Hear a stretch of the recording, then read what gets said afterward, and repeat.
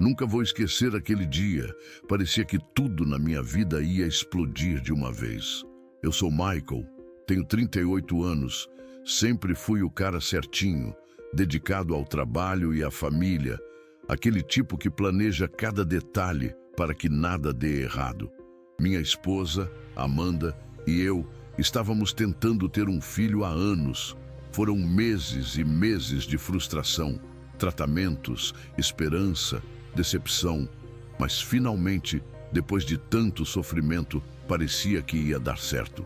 Eu me enchia de alegria só de pensar em ver nosso bebê chegando, imaginar nossas manhãs juntos, ouvir o choro dele no quarto que eu mesmo pintei e ver Amanda segurando a criança nos braços, toda orgulhosa. Eu estava vivendo uma felicidade que achei que jamais sentiria e não tinha nada, nada mesmo, que pudesse me preparar para o que estava por vir. Cheguei ao hospital todo animado, com o ursinho que tinha comprado escondido para o berço, imaginando a carinha daquele bebê, aquele momento que todo pai sonha. Mas quando entrei no quarto, algo me cortou por dentro. A criança nos braços de Amanda, eu senti, de algum jeito, que algo não estava certo. Eu olhei para ela e não precisava de nenhum exame para perceber que aquele bebê não era meu. A ficha caiu devagar, depois rápido demais. Tentei não acreditar, achei que era só minha cabeça pregando peça, até Amanda admitir, com aquele olhar meio culpado, meio desesperado, que teve um caso. Mas o choque maior veio quando ela, sem nem piscar, começou a me pressionar a assumir a criança, dizendo que seria melhor para todos, que eu devia ser o pai legal, que a mãe dela queria que eu fizesse isso. Naquele momento, o chão simplesmente desapareceu debaixo dos meus pés. Não conseguia pensar direito. Cada palavra da Amanda parecia uma facada disfarçada de normalidade.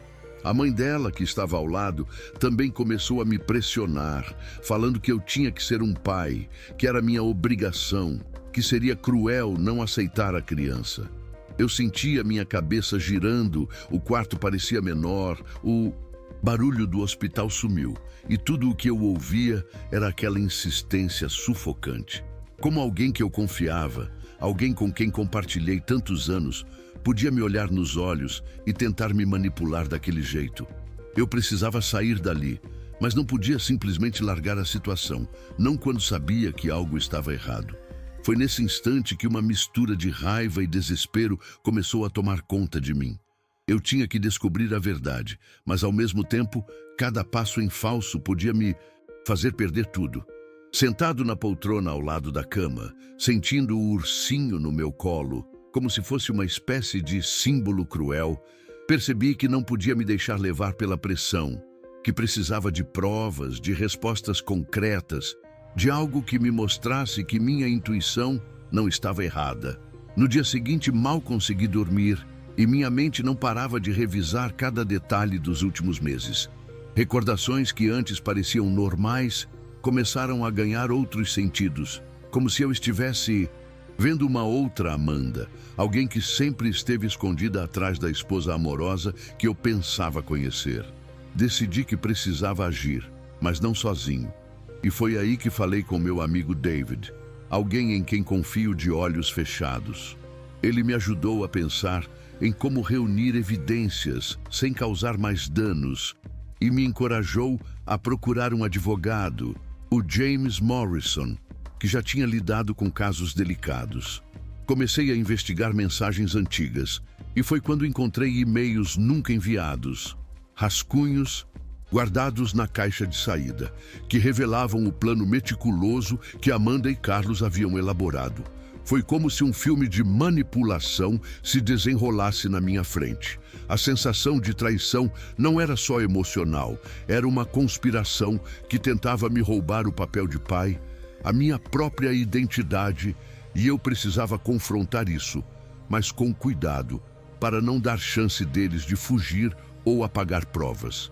Comecei a passar horas revisando cada detalhe que pudesse me levar à verdade. Abri o computador, entrei nas contas de e-mail antigas, redes sociais, mensagens que Amanda achava que eu nunca veria. Foi impossível não sentir um nó na garganta cada vez que lia algo planejado por ela e Carlos, o amante dela, como se eu fosse um personagem de um plano que nunca existiu. Cada linha era uma confirmação de que não era paranoia, que eu realmente estava sendo manipulado desde o começo da gravidez. Decidi gravar conversas discretamente, registrar tudo o que fosse possível sem alertar Amanda. A tensão era enorme. Sentia minha respiração acelerada e o coração batendo forte toda vez que ela entrava no quarto ou falava comigo. Era como se estivesse andando em um campo minado emocional. E cada passo podia me custar caro. Mas eu precisava disso. Precisava de provas. Precisava de algo concreto para impedir que ela transformasse aquela criança em uma ferramenta contra mim. Com a ajuda do David e do advogado James, comecei a organizar tudo. Cada mensagem, cada gravação, cada detalhe do e-mail não enviado foi catalogado. James me orientava sobre o que seria admissível em tribunal, sobre como manter tudo seguro e legal. Eu sentia raiva e uma tristeza profunda, mas também uma sensação estranha de clareza, de que finalmente poderia agir. O medo de que Amanda pudesse me enganar de novo era constante. Cada ligação que ela fazia, cada sorriso forçado, parecia esconder intenções obscuras. Passávamos horas planejando como abordar o teste de DNA, como documentar a fraude que ela tentaria fazer, registrando-me como pai. Eu nunca imaginei que minha vida pudesse se transformar em um jogo de investigação, mas era a única maneira de recuperar algum controle. No meio desse turbilhão de emoções, havia uma determinação crescente. Eu não seria mais vítima, não deixaria que manipulassem minha vida e faria com que a verdade viesse à tona, não importando o quanto fosse doloroso. Chegou o dia em que não podia mais adiar. Sentei Amanda no sofá da sala, o David do meu lado, e comecei a falar com calma, mostrando que sabia de tudo. Ela tentou negar, fazer com que eu duvidasse de mim mesmo, com aquele jeito de sempre, misturando lágrimas e argumentos emocionais. Mas eu já tinha provas, e cada e-mail, cada gravação, cada mensagem escondida era como um peso que me dava força para não ceder. Mostrei para ela o que tinha encontrado e pude ver a mudança no rosto dela, o choque misturado com raiva e medo. Aquilo não era apenas sobre a criança, era sobre anos de manipulação, de um plano cuidadosamente arquitetado para me fazer assumir algo que não era meu. Eu sentia uma mistura de tristeza, ódio e uma determinação que nunca imaginei sentir. Era a hora de enfrentar a realidade sem me deixar enganar. Amanda ainda tentou me convencer a assinar a certidão, a fazer o certo pela criança. Mas eu já sabia que não podia ceder. Cada palavra dela parecia um ensaio mal ensaiado. E eu conseguia ver que Carlos estava no meio de tudo, mesmo que ele não estivesse ali fisicamente. Com a ajuda do advogado, decidimos que o próximo passo era o teste de DNA, algo que não deixaria dúvidas e finalmente encerraria qualquer manipulação. A tensão no ar era quase insuportável. Cada olhar dela me dizia que ela ainda acreditava que podia me enganar. Mas naquele momento eu sentia uma força estranha, como se cada segundo de dor e traição tivesse me dado a clareza de que não iria ceder. Eu estava pronto para mostrar que não era apenas uma vítima, que não ia ser usado como peão e que a verdade, por mais dura que fosse, iria prevalecer. O dia do teste de DNA foi um dos mais longos da minha vida. Cada minuto parecia se arrastar e minha mente não parava de girar. Eu me sentava, levantava, tentava ler, mas nada funcionava. O que mais me assustava não era a certeza da traição, mas a ideia de que Amanda poderia tentar qualquer coisa para me enganar até o último instante. No laboratório, tudo parecia mecânico, frio, como se minha vida tivesse sido reduzida a um conjunto de tubos e etiquetas. Enquanto os técnicos trabalhavam, eu sentia meu estômago embrulhado e a garganta seca, cada som do lugar me lembrando de como tudo tinha desmoronado. O David ficou do meu lado, tentando me acalmar, mas eu mal conseguia respirar. Era impossível não pensar em todos os anos de confiança que eu tinha depositado nela, e como ela tinha usado isso contra mim. Quando finalmente recebemos os resultados, minha mão tremia tanto que mal conseguia segurar o papel. Li o relatório e senti um frio paralisante percorrer todo o corpo. A criança não era minha, ponto. Cada célula do meu corpo parecia gritar de raiva, de tristeza, de incredulidade. Senti vontade de gritar, de chorar, de sumir dali, mas ao mesmo tempo, algo dentro de mim se acalmou. A confirmação científica me deu algo que minhas suspeitas não conseguiam: clareza absoluta. Amanda estava errada. A fraude era real. E eu não precisava mais duvidar de mim mesmo. Mas o impacto emocional ainda era profundo. Eu olhei para o David e vi que ele compartilhava do mesmo alívio misturado com choque. Finalmente tínhamos algo concreto, algo que poderia ser usado para impedir que Amanda me manipulasse ainda mais. A sensação de traição ainda queimava, mas a certeza da verdade era um tipo de libertação, mesmo que amarga e dolorosa. Mesmo com o teste de DNA provando que a criança não era minha, Amanda não desistiu.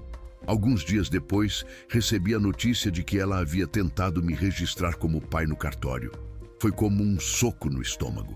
Eu senti uma mistura de raiva e desespero que me deixou sem palavras. Cada detalhe do que ela estava fazendo parecia gritar manipulação. Uma tentativa descarada de me envolver em algo que eu nunca teria consentido. Não era apenas sobre o bebê, era sobre o controle, sobre transformar a minha própria vida em uma mentira. Liguei imediatamente para o James, o advogado, e expliquei tudo. Ele me acalmou, me disse que já tínhamos provas suficientes para impedir a fraude e que agora era hora de levar o caso para a justiça. Eu mal conseguia acreditar que estava vivendo aquilo, que minha vida tinha se tornado uma batalha legal tão pessoal, mas a única saída era enfrentar de frente. Começamos a organizar tudo meticulosamente para o tribunal. Cada gravação, cada e-mail, cada mensagem de texto que comprovasse a premeditação de Amanda estava catalogada, pronta para ser apresentada. Eu sentia uma mistura de raiva e alívio, porque finalmente teria uma chance de fazer justiça, mas também um peso enorme no peito, porque sabia que tudo isso nunca seria fácil. Cada passo no processo exigia paciência e atenção. Um erro e Amanda poderia tentar escapar ou manipular novamente. A pressão era constante, mas ao mesmo tempo havia uma determinação crescente dentro de mim. Eu não ia apenas provar que a criança não era minha, mas também mostrar que Amanda tinha tentado me enganar deliberadamente, planejando cada detalhe. Pela primeira vez em semanas, senti que estava retomando o controle da minha vida, que podia reagir de maneira concreta e não apenas ficar refém da dor e da traição. Quando chegamos ao tribunal, meu estômago parecia um nó apertado. Nunca imaginei que minha vida chegaria a esse ponto, mas não tinha volta. Amanda entrou com aquele olhar de quem queria parecer sofrida, desesperada, tentando transmitir que eu estava sendo cruel, que ela era a vítima da situação. Foi difícil não reagir na hora, não gritar tudo o que sentia, mas eu sabia que precisava manter a calma. O juiz começou a ouvir os depoimentos, e cada palavra me parecia mais uma confirmação de que minha paciência e cautela seriam cruciais. Algumas testemunhas começaram a relatar acontecimentos que só eu sabia, reforçando que a manipulação tinha sido planejada. Era estranho sentir uma mistura de alívio e frustração, porque ver tudo exposto era doloroso, mas necessário para que ninguém mais pudesse ser enganado. Amanda ainda tentava controlar a narrativa, usando lágrimas e argumentos emocionais para virar o julgamento a seu favor. Mas cada vez que ela falava, eu via como os jurados analisavam com ceticismo, e isso me deu uma força inesperada. Eu me senti mais firme, mais seguro de que estava fazendo a coisa certa. O advogado James apresentou todas as provas de maneira clara, mostrando os e-mails, gravações e mensagens que demonstravam a premeditação da fraude. Eu não precisava dizer nada. As provas falavam por si mesmas. Foi um momento de tensão quase insuportável, porque sabia que, mesmo com tudo documentado, Amanda tentaria manipular cada detalhe, cada palavra para se safar. Mas eu percebi que, finalmente, a verdade estava do meu lado e a justiça começava a caminhar na direção certa. No final do julgamento, quando o advogado James começou a recapitular todas as evidências, senti um peso enorme saindo dos meus ombros. Cada e-mail, cada gravação, cada mensagem escondida que Amanda tinha enviado mostrava claramente a intenção de me enganar. Eu não precisava falar nada. Apenas escutava cada palavra e sentia uma mistura de alívio e raiva. Era como se tudo o que tinha acontecido ao longo desses meses se resumisse em provas irrefutáveis, deixando evidente que a fraude não tinha sido um erro momentâneo, mas um plano cuidadosamente arquitetado. Eu não conseguia olhar para Amanda sem sentir desprezo, mas ao mesmo tempo havia uma espécie de paz interior. Porque finalmente eu sabia que a verdade prevaleceria. A tensão ainda era enorme, porque ela não desistia de se colocar como vítima. Mas cada vez que tentava argumentar emocionalmente, era rebater pelos fatos. Eu percebi que estava mudando, que não era mais apenas o homem ferido pela traição, mas alguém que tinha recuperado o controle da própria vida. O tribunal começou a ouvir os últimos depoimentos. E eu via nos jurados o olhar atento, analisando cada detalhe, cada contradição. Sentia uma estranha sensação de justiça se formando ali, como se todos os dias de dor e frustração tivessem valido a pena para chegar àquele momento. Eu finalmente entendia que não era apenas sobre provar que a criança não era minha, mas sobre afirmar minha própria dignidade. Mostrar que não podia ser manipulado nem definido pela mentira de alguém que um dia amei profundamente. Quando a juíza finalmente anunciou a sentença, senti meu corpo inteiro relaxar de uma forma que eu não sabia que seria possível. Amanda foi condenada por fraude, multada, obrigada a prestar serviços comunitários e ficou com o registro do crime no histórico. Cada palavra da juíza parecia soar como um alívio físico, como se cada momento de tensão e sofrimento tivesse encontrado seu desfecho. Eu olhei para Amanda e vi a frustração estampada no rosto dela, a raiva contida misturada com a impotência de quem percebeu que não conseguiria mais manipular ninguém. Não senti alegria pela derrota dela, mas senti uma paz imensa por ter minha vida finalmente liberada de tanta mentira e traição. Saindo do tribunal, respirei fundo e percebi que, pela primeira vez em meses, não precisava mais carregar o peso da manipulação dela. Cada passo parecia mais leve, cada pensamento mais claro. Foi estranho sentir essa mistura de perda e libertação. Perdi o sonho de ser pai com Amanda, mas ganhei algo que jamais imaginaria. A certeza de que minha vida não seria definida por uma mentira, por um ato de traição tão cruel. A caminhada até o carro foi silenciosa, mas dentro de mim havia uma sensação de vitória, não sobre Amanda, mas sobre a manipulação e a dor que tentaram me impor. Pela primeira vez, senti que poderia reconstruir minha vida sem olhar para trás com medo ou dúvida. Nos dias que se seguiram, minha rotina começou a voltar ao normal, mas eu ainda carregava o peso do que tinha acontecido. Cada objeto no apartamento, cada lembrança de Amanda era um lembrete do trauma que eu tinha vivido. Mas ao mesmo tempo, comecei a perceber que havia uma força dentro de mim que antes eu não tinha notado. Comecei a me concentrar no trabalho, nas pequenas conquistas do dia a dia, nas amizades que se mostraram verdadeiras durante toda essa tempestade. Conversar com o David e com outros amigos próximos me ajudou a entender que a vida podia seguir, mesmo depois de uma traição tão profunda. Aos poucos, a raiva começou a ceder espaço para a clareza e para a determinação de que eu não seria mais manipulado.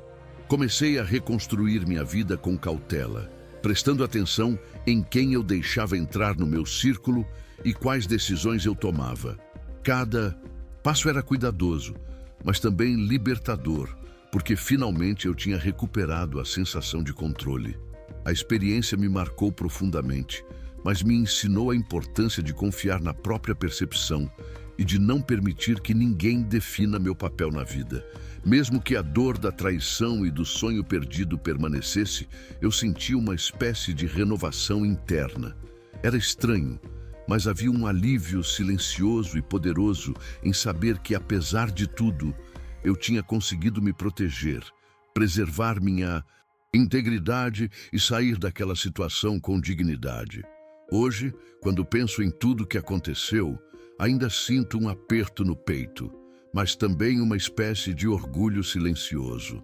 Passei por uma traição que destruiu meus planos mais íntimos, mas saí dela com minha identidade intacta. Cada detalhe da manipulação, cada tentativa de me enganar, agora está registrado na memória, como um lembrete de que eu tenho limites que ninguém pode ultrapassar. Não me tornei a vítima que Amanda esperava, e isso me dá uma força que nunca imaginei ter. Ainda sinto falta do sonho de ser pai com ela, mas aprendi que há coisas que não podemos controlar e que proteger nossa integridade às vezes é mais importante do que lutar por algo que já foi perdido. A vida seguiu em frente de forma estranha, silenciosa e cotidiana, mas eu estava livre de toda a mentira. Retomar minha rotina, voltar ao trabalho, estar com amigos e me permitir pequenas alegrias se tornou um exercício de reconstrução diária. Nunca consegui explicar completamente o que aconteceu para ninguém, sem sentir o peso da emoção, mas também nunca mais me senti refém da manipulação de outra pessoa. Hoje posso dizer que, embora tenha perdido o que mais queria na vida naquele momento, ganhei algo ainda mais valioso: minha liberdade, minha dignidade e a certeza de que nunca vou permitir que uma mentira defina quem eu sou. Foi doloroso, mas, de alguma forma, me fez mais forte, e embora o passado ainda apareça de vez em quando, finalmente consigo seguir em frente sem medo ou dúvida.